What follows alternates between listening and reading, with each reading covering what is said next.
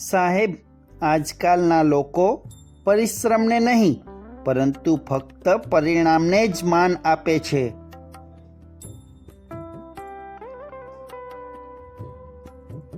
સાહેબ, સમય અને ભાગ્ય પર ક્યારેય અહંકાર ન કરવો, કારણ કે આ બંને પરિવર્તનશીલ છે.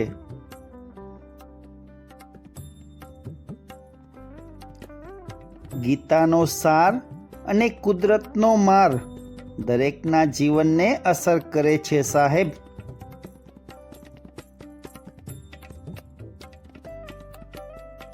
મેળવવા કરતાં ટકાવવું એ જ આવડત છે. સાહેબ,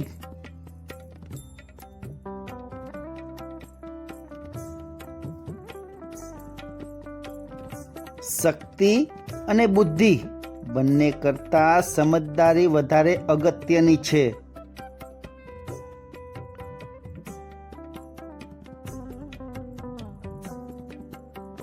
સાહેબ, કલમ પણ કમાલની છે ને, પોતે ખાલી થઈને બીજા વિશે લખે છે.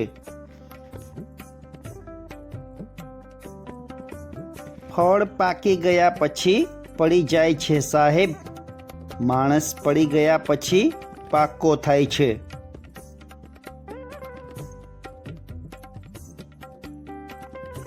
સભ્યતાને લીધે મૌન ન રાખ, જમાનો એને તારી નબળાઈ સમજશે.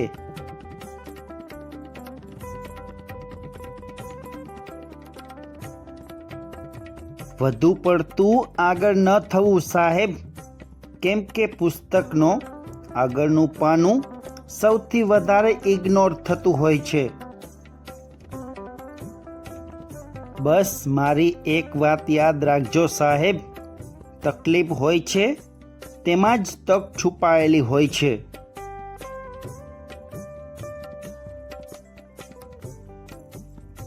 મહેનત કંઈક એવી કરો સાહેબ કે સપના મજબૂર બની જાય સાચા પડવા માટે.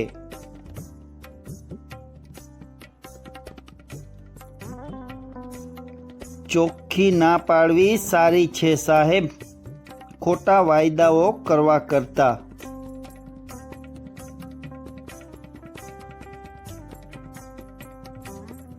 સાચું બોલવાનો સૌથી મોટો ફાયદો એ હોય છે સાહેબ કે આપણે યાદ નથી રાખવું પડતું કે આપણે કોને શું કહ્યું હતું.